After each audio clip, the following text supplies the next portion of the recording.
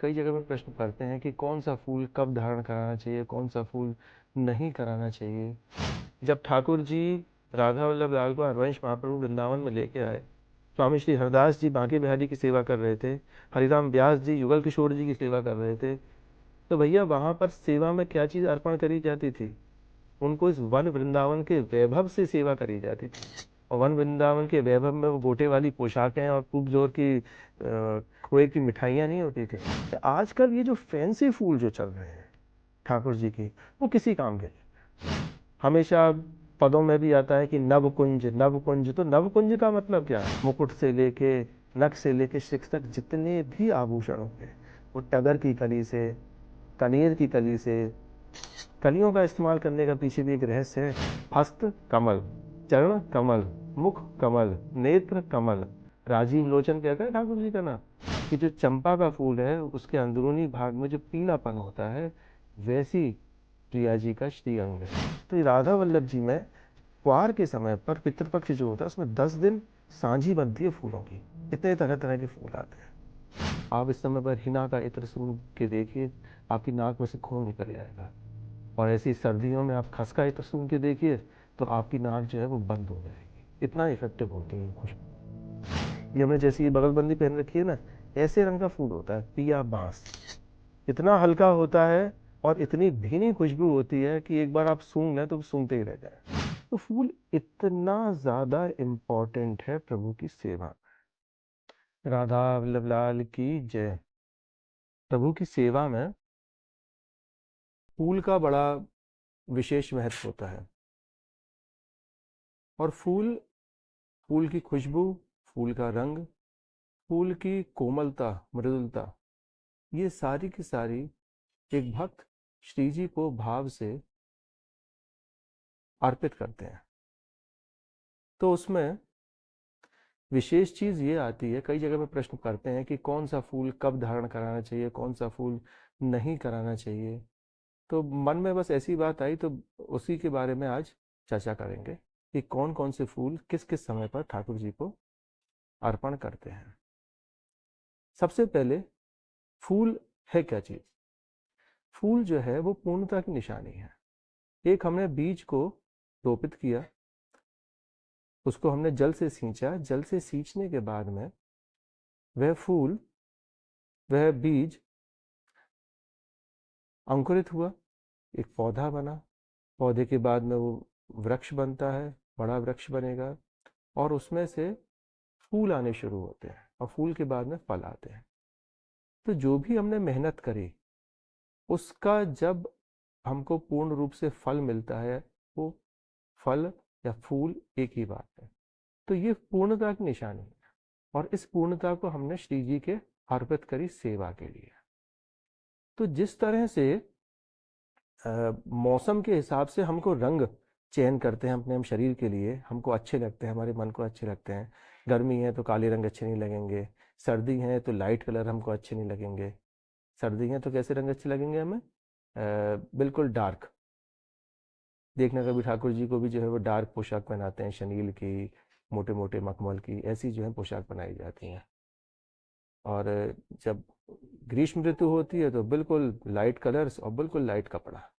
ऐसी खुशबू की भी होता है। आप इस समय पर हिना का इत्र सूंघ के देखिए, आपकी नाक में से खून निकल जाएगा।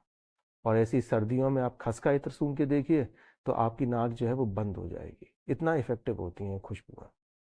तो ठाकुर जी के श्री अंग बहुत ज्यादा सुकोमल है।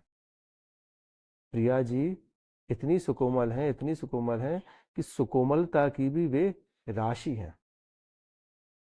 और खुशबू के लिए तो हर जगह पर फूल की उपमा आप देते हैं। प्रभु के जब श्रीअंग की हम बात करेंगे तो वहां पर फुल्लेंदी वर कांतिमिंदु वदनम बरहावतम सप्रियम, कि ठाकुर जी को नील कमल का प्रतीकात्मक रूप माना है। कहीं कहीं पर हरवंश महाप्रभु कहते हैं कि ठाकुर जी कैसे लग रहे हैं? नील कमल के गुच्छे की तरह लग रहे हैं ठाकुर जी। इंदीवर किसको कह रहे हैं? नील कमल को, नीले कमल को। प्रिया जी के श्रीअंग की आभा को कैसे बताया है? कि जो चंपा का फूल है उसके अंदरूनी भाग में जो पीलापन होता है, वैसी प्रिया जी का श्री अंग है, वैसा रंग है प्रिया जी के श्री अंग का।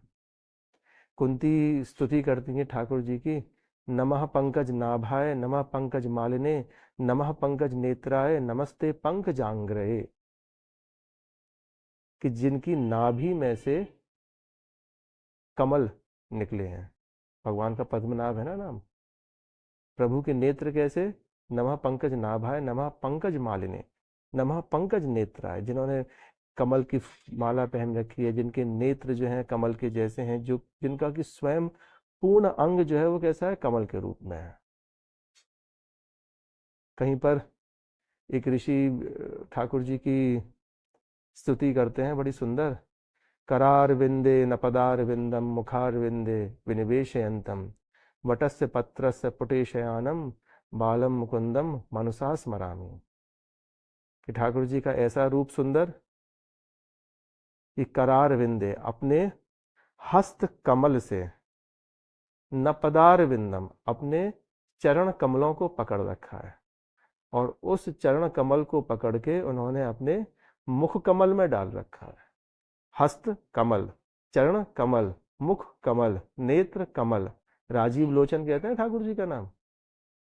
हर चीज जो है वो फूल से ही हम रेफर कर रहे हैं। तो फूल इतना ज्यादा इंपॉर्टेंट है प्रभु की सेवा में। आप देखिएगा प्रभु की जब आप कहीं पर भी दर्शन करेंगे, भगवान नारायण के भी आप दर्शन करेंगे तो उनके हाथ में एक पद्म रहेगा, ठीक है। सरस्वती देवी जी किस पे बैठी हुई हैं, श्वेत कमल पे बैठी हुई हैं। लक्ष्मी जी कैसी बैठी हुई हैं, वो भी कमल पे बैठी हुई हैं। हर जगह पर कमल की, कोई भी फूल की आपको जरूरत पड़ेगी ही पड़ेगी। कमल तो श्रेष्ठ माना गया है, उसमें बताएंगे आगे क्यों कमल श्रेष्ठ माना गया। तो हर जगह पर फूल का रेफरेंस हम दे रहे हैं, और वो प्रभु की लीलाओं में तो दे ही रहे हैं। हमारे यहाँ पे बड़ा सुंदर बड़ा ही सुंदर धूप आरती के समय पर, सुबह के समय पर पद गाया जाता है कि वाम भुज में ठाकुर जी ने सखी हैं और दक्षिण भुजा में जो है उनके लीला कमल है, हस्त कमल में। तो कमल जो है वो फिराते रहते हैं। एक हस्त कमल जो है प्रिया जी के जो कंधे पर डाल रखा है, और इस हस्त कमल में जो है वो कमल पकड़ रखा है। ऐसी प्रिया जी भी ऐसी हैं कि एक हस्त कमल लाल जी के कंधे पर और दूसरे हस्त कमल में जो है वो कमल पकड़ रखा है। तो तरह तरह के फूल, तरह तरह के ठाकुर जी को अर्पित करे जाते हैं। तो इसमें फूलों की विशेषता क्या है, इन फूलों का इस्तेमाल किया क्यों गया। तो फूल पूर्णता की निशानी तो है ही है, प्रभु को सुख देती है वो खुशबू। उस खुशबू से प्रिया प्रियतम, आप कह सकते हो कि भैया वन विहार करके आए, हम लोग थके हुए हैं, और थकान के समय पर हमें कोई भी चीज़ सुख में मिल जाए, मोटा गद्दा मिल जाए, कोई ठंडी चीज़ मिल जाए, ठंडी हवा मिल जाए, ठीक है, खुशबूदार हवा मिल जाए, तो उससे हम दोबारा से रिजुमिनेट हो जाएंगे, एनर्जाइज्ड हो जाएंगे, और अच्छा लगेगा हमको। हरवंश महाप्रभु कहते हैं ना, यस्या कदापि वसनांचल खेल नोथ धन्याति धन्य पवनेन कृतार्थ मानी। उस पवन को कृतार्थ मानी कहा गया है, जो कि प्रिया जी के अंचल से छुपती हुई आ रही है। और फिर उस दिशा को भी प्रणाम कर रहे हैं, तस्यानमो त्रिशभान भो दिशेपी, उस दिशा को प्रणाम कर रहे हैं जिस दिशा से वो पवन आई। अब आप ये बताओ कि वो पवन आई होगी प्रिया जी के अंचल छोर से छुपी हुई, तो उस पवन में शीतलता भी होगी, वो मंद भी होगी, और वो सुगंधित भी होगी। और सुगंध किस किस की होगी उसके अंदर, सबसे पहले प्रिया जी के श्री अंग की, फिर प्रिया जी के चंदन जो उन्होंने लेपन कर रखा है, कस्तूरी मृगमत का जो लेपन कर रखा है उसकी, फिर प्रिया जी ने जितनी वहां पर मालाएं धारण कर रखी हैं उनकी। क्या हम उस लायक हैं कि उस सुगंध को हम सूंघ भी सकें। हे जी महाराज सबसे प्रथम पद में उस पवन को, उस दिशा को, उस बड़भाग्नि दिशा को जो है प्रणाम कर रहे हैं। फूलों की ये इंपॉर्टेंस है। तो सेवा में हम लोगों ने फूल इस्तेमाल करे हर तरह से। इस वन वृंदावन की सेवा में जब ठाकुर जी राधा वल्लभ लाल को हरवंश महाप्रभु वृंदावन में लेके आए, स्वामी श्री हरदास जी बांके बिहारी की सेवा कर रहे थे, हरिराम व्यास जी युगल किशोर जी की सेवा कर रहे थे, तो भैया वहां पर सेवा में क्या चीज अर्पण करी जाती थी, उनको इस वन वृंदावन के वैभव से सेवा करी जाती थी। और वन वृंदावन के वैभव में वो गोटे वाली पोशाकें और खूब जोर की खोए की मिठाइयाँ नहीं होती थी। वहां पर प्रभु के जो वस्त्र बनते थे वो किसके बनते थे? फूलों के बनते थे। वहां पर प्रभु के जो अलंकार, जितने भी श्रृंगार जो होता था, मुकुट, टिपारे, कटकाचनी, पग पायन, नूपुर, हस्तकमल की चूड़ियां, वो किससे बनती थी? फूलों से ही बनती थी सारी चीजें। तो फूलों को ही प्रभु के अर्पित किया। फूल जैसे प्रभु, उनके ऊपर धारण कराई फूलों की पोशाक और फूलों के ही आभूषण, फूलों की ही सुंदर आसन बिछाया, फूलों का ही सुंदर मंदिर बनाया, फूल ही उनको अर्पण करे, फूल की ही सेज रची, फूल के ही तकिया बने हुए हैं, फूल की ही चादर बनी हुई है, उन सबको फूल ही फूल से ही जो है ठाकुर जी को ढक के रखा। ऐसा ठाकुर जी का सुंदर श्रृंगार था उस समय पर। हमेशा पदों में भी आता है कि नवकुंज नवकुंज। तो नवकुंज का मतलब क्या है? नवकुंज का मतलब ही यही है कि जहां पर तुरंत के तुरंत पत्ते नए नए हों उसके अंदर, और तुरंत के तुरंत के नए नए फूल हों। नए फूल की जो खुशबू जो होती है हर किसी को आकर्षित करती है, हर किसी को आकर्षित करती है। तरह तरह के भंवरे जो हैं उस पर मंडराते रहते हैं। तो कहीं कहीं रसिक लोग ये भी कहते हैं कि फूल रूपी हमारी प्रिया जी और उस पर मंडराने वाले हमारे अली छोना। अली छोना का मतलब जो भौरे का बच्चा होता है छोटा सा, वो ठाकुर जी। तो ऐसा है कुछ फूलों की बात। तो जब ग्रीष्म ऋतु आती है, चैत्र के समय पर, जब मौसम बदल रहा है, बैसाख का महीना है, उस समय बड़ा ही सुंदर फूल आता है जिसको कि हम लोग बेला का फूल कहते हैं। सफेद रंग का होता है, उसका दूसरा नाम मोतिया भी है, उसको कहीं कहीं पे राय बेल भी कहते हैं। तो विभिन्न प्रकार की इसकी श्रेणियां होती हैं फूलों की। तो ये मोतिया का फूल का ठाकुर जी की मालाएं बननी शुरू होती हैं चैत्र में, वो ठाकुर जी धारण करते हैं। जैसे जैसे बैसाख का सुंदर महीना आएगा, वहां पर ठाकुर जी के फूलों का श्रृंगार भी बनना शुरू हो जाएगा, जिसमें ठाकुर जी के फूलों के श्रृंगार में टगर, जिसको चांदनी कहते हैं, उसकी कलियों से बड़े ही सुंदर सुंदर जड़ाऊ ठाकुर जी के सुंदर जितने भी गहने होंगे, मुकुट से लेके नख से लेके शिख तक जितने भी आभूषण होंगे, वो टगर की कली से, कनेर की कली से, सुंदर बेला की कली से, इन सब से बनाए जाते हैं। कलियों का इस्तेमाल करने का पीछे भी एक रहस्य है कि ये कली जो होती है उसके अंदर बड़ी ऊर्जा होती है। जिस तरह से बीज में ऊर्जा होती है ना, फूल में इतनी नहीं है, कली में ज्यादा है। क्योंकि कली तो फूल बनेगी बनेगी, फूल क्या बनेगा ये नहीं पता है आपको। तो इसलिए वही श्री जी के श्रीअंग पे जो है धारण कराया गया। तो इस कारण से वो कली श्रृंगार बड़ा ही विशद है। कभी उसके बारे में भी आगे चर्चा करेंगे। और आजकल बहुत ठाकुर जी ने प्रेरणा दे रखी है, तो उसी के ऊपर काम चल भी रहा है अभी। तो कली श्रृंगार ठाकुर जी का बैसाख में धारण होता है।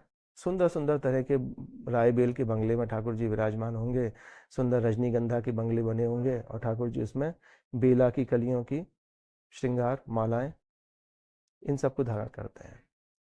अब जैसे ही हमारे फूल बंगले समाप्त होने लगते हैं, आषाढ़ के समय पर छुटपुट बारिश शुरू हो जाती है। फूलों के अंदर जो रायबेल का फूल होता है उसके अंदर बारिश से खुशबू कम हो जाती है, क्योंकि उसकी खुशबू बहुत ज्यादा तीक्ष्ण होती है।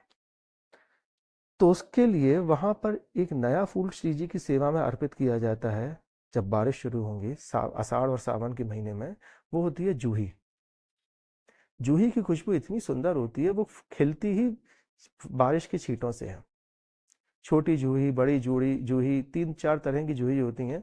तो उन जूही की ठाकुर जी को मालाएं, पहुंची, सुंदर छोर तुर्रे, गुच्छी, वो धारण कराए जाते हैं हिंडोलों के समय पर। झूले के बाद झूले आते हैं, बंगलों के बाद में झूले आएंगे। तो ठाकुर जी जब झूलते हैं तो उसके साथ में, झूले के साथ में इतनी सुंदर उनकी जूही की खुशबू जाती है, वो देखते ही बनती है।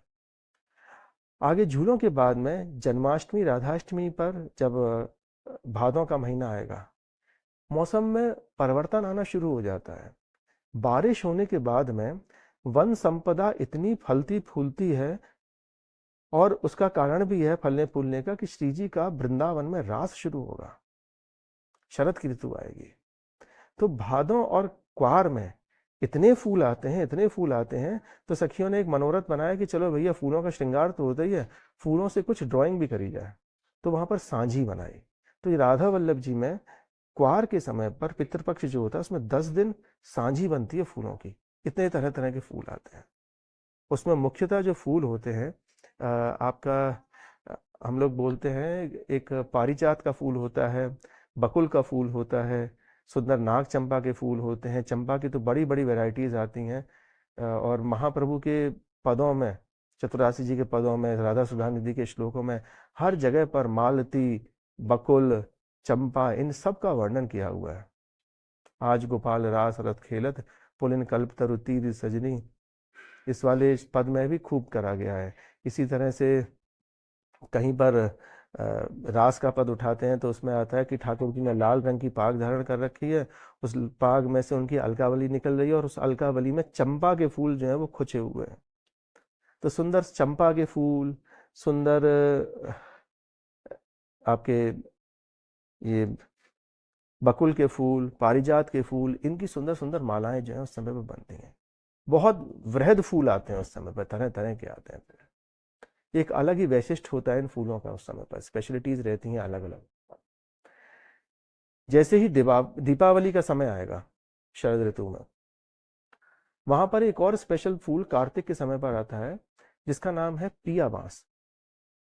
पिया बांस ठाकुर जी की आप कभी दर्शन करिएगा कि शरद पूर्णिमा की आप दर्शन करेंगे, जहां पर ठाकुर जी सफेद रंग का पूरा श्रृंगार पहनते हैं। वो विलक्षण मालाएं पीले रंग की पहनी जाती हैं उसके ऊपर। तो सोचो सफेद के ऊपर पीली मालाएं कैसी लगेंगी। ये हमने जैसी ये बगलबंदी पहन रखी है ना, ऐसे रंग का फूल होता है पिया बांस। इतना हल्का होता है और इतनी भीनी खुशबू होती है कि एक बार आप सूंघ लें तो सूंघते ही रह जाए। उनकी ठाकुर जी की मालाएं बनेंगी सुंदर सुंदर। जैसे ही कार्तिक खत्म होता है, अगहन आता है। अगहन के समय पर ठंड बढ़ जाती है और छींट छठ जिसको कहते हैं, जिस दिन ठाकुर जी का शीत ऋतु का श्रृंगार शुरू होगा, उस छींट छठ के समय से ठाकुर जी का फूलों की मालाएं बननी बंद हो जाती हैं और प्रभु को फूलों की माला की जगह पर कपड़े के फूल की मालाएं जो है वो पहनाई जाएंगी। अब देखिए फूल की कितनी इंपॉर्टेंस है, मालाओं की कितनी इंपॉर्टेंस है। मालाएं बंद नहीं करी गई हैं, उनका रूपांतर कर दिया गया है, वहां पर कपड़े की माला कर दी गई। तो वो कपड़े की माला चेंज हुई। उस कपड़े की माला के बाद में जब अगहन हो जाएगा, फूस हो जाएगा और जब माघ आएगा, उस समय पर बसंत पंचमी के दिन से श्री जी दोबारा से पुनः फूलों की मालाएं पहननी शुरू करेंगे। वो फूल बिल्कुल अलग होते हैं जो आपके माघ में आते हैं, बसंत पंचमी के समय पर आएंगे। उस फूल को कहते हैं कुंद। एक स्पेशल फूल होता है, देखने में रायबेल जैसे ही होगा, थोड़ी लंबी सी उसकी डंडी होगी और उसकी पत्तियों पे हल्की हल्की लाल लाल लाल लाल शेडिंग सी होगी। तो बसंत पंचमी पर ठाकुर जी जब उसकी मालाएं पहनेंगे, धारण करेंगे, तो वो मालाएं देखने लायक होती हैं। ऐसा लगता है कि कहीं कहीं पर इन मालाओं पे सखियों ने गुलाल डाला है और वो रंग की छींट सी लगती हैं। ऐसी सुंदर वो कुंद की मालाएं बनती हैं। तो विशेषताएं यही होती हैं कि मौसम के हिसाब से, ऋतु के हिसाब से हम ठाकुर जी को तरह तरह के फूल अर्पित करें। ब्रज में फूलों की थोड़ी सी कमी रही है आजकल के हिसाब से, क्योंकि यह रेगिस्तान का हिस्सा रहा है, राजस्थान का हिस्सा रहा है, तो पानी और मिट्टी कुछ अलग तरह की रही। नेटिव जो पौधे हैं यहाँ के कम हैं फूल वाले, तो संतों ने, रसिकों ने बाहर बाहर से लेके आके यहाँ पर मंदिरों के पास में बगीचे बनाए। आपने वृंदावन में सुना होगा गोपीनाथ बाग, गोविंद बाग। ये बाग बगीचे क्यों थे कि मंदिरों के पास में बनाए गए बाग बगीचे, कि इन बगीचों से हम फूलों को एकत्रित करेंगे और श्री जी को अर्पित करेंगे। और जो कम फूल हो रहे हैं, जैसे कि स्वर्ण चंपा हुई, आपके चैत्र में ठाकुर जी को धारण होते हैं, गुलाबी गुलाब, चैती गुलाब जो होते हैं, कम फूल आए तो उनके छोटे छोटे श्रृंगार जैसे हैं गुच्छी, पहुंची, उनमें इस्तेमाल कर लिया गया। पर फूलों की बहुत ज़्यादा अहमियत है और हमारा उद्देश्य ये है इसके माध्यम से कि आजकल ये जो फैंसी फूल जो चल रहे हैं ठाकुर जी की, वो किसी काम के नहीं है। वो सिर्फ दिखाने के हैं, देखने की शोभा होती है। फूलों की देखने की शोभा तो है ही है, पर उसके अंदर खुशबू होनी जरूरी है, तभी वो फूल माना गया। समझ रहे हैं हमारी बात को कि फूल क्यों है फूल, कि उसके अंदर खुशबू है। जब तक खुशबू नहीं है, फैंसी फूल आप कितना भी लगा लो, डेकोरेटिव फूल, क्या फायदा उससे।